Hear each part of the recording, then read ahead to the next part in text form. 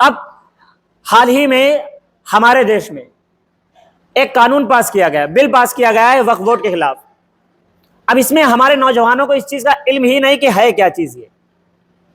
ہمیں تو پہلی بات تو اس سے مطلب ہی نہیں، ہمیں یہی نہیں معلوم ہے کہ وقف ہوتا کیا ہے۔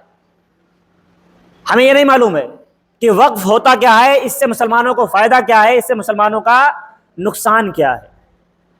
معلوم کیا ہوگا؟ نہ ہم نے دنیا پڑھی ہے، نہ ہم نے دین پڑھا ہے۔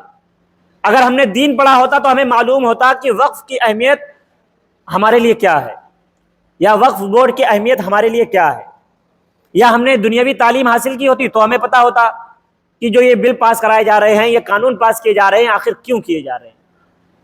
لیکن ہم ان چیزوں میں کبھی دلچسپی نہیں لیتے۔ لیکن یاد رکھیں کہ اگر آج بھی ہم نے ان چیزوں میں دلچسپی نہ لی، اس چیز کی جانکاری حاصل نہ کی، اس کے خلاف سترک نہ ہوئے، تو وہ دن دور نہیں، نماز پڑھنا تو بہت دور کی بات ہے، ہمیں دفن ہونے کے لیے قبرستان میں جگہ بھی نہیں ملے گی۔ ابھی کی بات، بہت سارے ایسے قبرستان ہیں جن میں تالے لگا دیے گئے ہیں۔ ہم مسجدوں کی یہاں بات نہیں کر رہے ہیں، ہم قبرستان کی ہی صرف بات کر رہے ہیں۔ بھائی نماز تم پڑھو نہ پڑھو، زکوٰۃ تم ادا کرو یا نہ کرو، حج تم ادا کرو یا نہ کرو، قبرستان میں تو دفن ہوگے نا۔ آنے والا کل وہ آئے گا کہ تمہارے پاس قبرستان بھی نہیں موجود ہوں گے۔ کیوں نہیں موجود ہوں گے؟ اس میں غلطی کس کی ہے؟ اس میں کمی ہماری یہ ہے کہ ہم تعلیم میں بہت پیچھے رہے، تعلیم میں ہم بہت پیچھے رہے، اور ہم سے پیچھے والے بہت آگے نکل گئے، اور آگے نکلنے کے بعد میں وہ اس چیز کا فائدہ اٹھا رہے ہیں۔ مثال کے طور پہ آپ کو سمجھاتے ہیں کہ پہلے کے ہمارے جو بزرگ ہوا کرتے تھے، زمین وغیرہ جب خریدتے تھے تو کاغذی کارروائی وہ اتنی نہیں کرتے تھے، کاغذی کارروائی کو وہ اتنی امپورٹنس نہیں دیتے تھے، اتنی اہمیت نہیں دیتے تھے۔ ان کے نزدیک زبان کی اہمیت زیادہ معنی رکھتی تھی، کاغذ پہ اتنا زور کبھی انہوں نے دیا نہیں۔ اب بہت سارے ایسے لوگ ہوں گے، بہت سارے ایسے بھی یہاں پہ، بہت ساروں کے ساتھ ایسا ہو جاتا ہے کہ باپ دادا نے زمین زبان کے ذریعے بیچ دی کہ ہاں بھائی یہ تمہاری ہوگی، پیسہ ہو گیا، اور آج بہت سارے لوگوں کی جو نیک لوگ ہیں انہوں نے اس زمین کو کچھ نہیں کیا۔ بھائی انہیں معلوم ہے کہ ان کے باپ دادا نے زمین بیچ دی تھی، اور جن کی نیتیں خراب ہیں اور تعلیم یافتہ ہو گئے تو انہوں وہی قبضہ کر سکتے ہیں اور آپ کچھ نہیں کر سکتے۔ ایسا بہت سارے لوگوں کے ساتھ ہوا ہوگا۔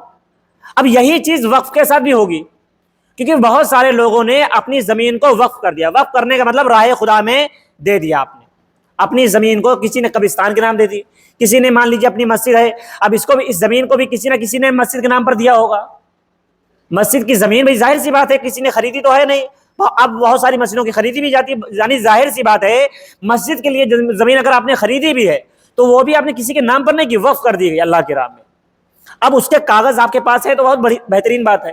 اگر کاغذ نہیں ہے، آپ کو کل کو اگر کسی نے کہہ دیا اس کے خلاف ایک بھی آپ نے FIR درج کرا دی یا کوئی بھی اس میں کیس کر دیا، تو آپ کے پاس کیا پروف ہے کہ یہ زمین آپ کی ہے؟ اگر آپ کے قبرستان پر کسی نے ایک کیس داخل کر دیا، ایک آدھ کیس کر دیا، آج کفار اسی پر بیٹھے ہیں کہ کہاں مسلمانوں کو دبایا جا سکتا ہے، مسلمانوں کو کہاں کمزور کیا جا سکتا ہے، وہ اسی پر بیٹھے ہوئے ہیں۔ اگر ایک FIR داخل کر دی، ایک کیس کر دیا، آپ کے پاس کوئی ثبوت نہیں ہے، آپ کے پاس کوئی کاغذ نہیں ہے، نہ ہی مسجد کے آپ کے پاس کاغذات موجود ہوں گے، نہ آپ کے پاس مدرسوں کے کاغذ موجود ہیں، نہ آپ کے پاس قبرستانوں کے کاغذ موجود ہیں۔ ہم آج اس پر آنکھیں نہیں کھولیں گے، ابھی بھی ہماری آنکھیں کھلیں گی نہیں۔ ہم سوچ رہے ہیں یہ ہمارا مسئلہ ہی نہیں ہے، اس میں ہمارا کیا ہے؟ نہ ہمیں مسجد سے تعلق ہے، مسجد کی کمیٹی جانے، نہ ہمیں قبرستان سے تعلق ہے، وہ ہمارے بڑے بڑے لوگ جانے۔ بھائی کل دفن ہونے کے لیے جب تمہاری لاش قبرستان کے باہر پڑی ہوگی اور اس کے بعد وہاں پر پولیس والے کھڑے ہوں گے کہ یہاں دفن نہیں کرنے دیں گے، اس دن تمہیں تو احساس نہیں ہوگا، لیکن تمہارے گھر والوں کو ضرور احساس ہوگا کہ تم نے کتنی بڑی غلطی کری تھی۔ آج وقت ہے کہ جو ہم سے غلطیاں پیچھے ماضی میں جو غلطیاں ہم سے ہو گئی ہیں وہ اپنی غلطیوں کو سدھار لیں، فیوچر میں وہ غلطیاں ہم نہ کریں۔ اگر ہمارے پاس ہماری قبرستانوں کے کاغذات نہیں ہیں تو ابھی ان کاغذوں کو پورا کریں، ابھی وقت ہے، ابھی معاملہ اتنا ہاتھ سے نکلا نہیں ہے۔ یہ نہ سوچیں کہ فلاں سرکار آئے گی ہمارا وقت آ جائے گا، کسی کا کوئی وقت آنے والا نہیں ہے، کیونکہ یہ بات ہمارے آقا محمد عربی صلی اللہ علیہ وسلم نے 1400 سال پہلے ہی بتا دی تھی کہ مسلمانوں پر ایک وقت ایسا آئے گا کہ ساری قومیں مسلمانوں پر ٹوٹ پڑیں گی، اس طریقے سے ٹوٹیں گی جس طرح سے بھوکے لوگ کھانوں پر ٹوٹتے ہیں، ایک دوسرے کو بلائیں گے کہ آؤ یہاں پر کھانا بہت اچھا لگا ہوا ہے، اس طرف سے تم بھی نوچ کر کھاؤ، یہاں پر گوشت اچھا رکھا ہوا ہے۔ تو صحابہ کرام نے عرض کیا یا رسول اللہ صلی اللہ علیہ وسلم کیا اس وقت ہماری تعداد کم ہوگی؟ تو حضور صلی اللہ علیہ وسلم نے فرمایا تھا کہ نہیں، اس وقت ہماری تعداد بہت زیادہ ہوگی، لیکن ہماری کمی یہ ہوگی کہ نہ ہم میں اتحاد ہوگا، نہ ہم میں تعلیم یافتہ لوگ ہوں گے، ہم بزدل ہو چکے ہوں گے اس وقت۔ اور آج وہی وقت ہے، ہم سوچتے ہیں کہ فلاں سرکار آئے گی، ہمارے دن اچھے آ جائیں گے، تمہارے دن اچھے آنے والے نہیں ہیں۔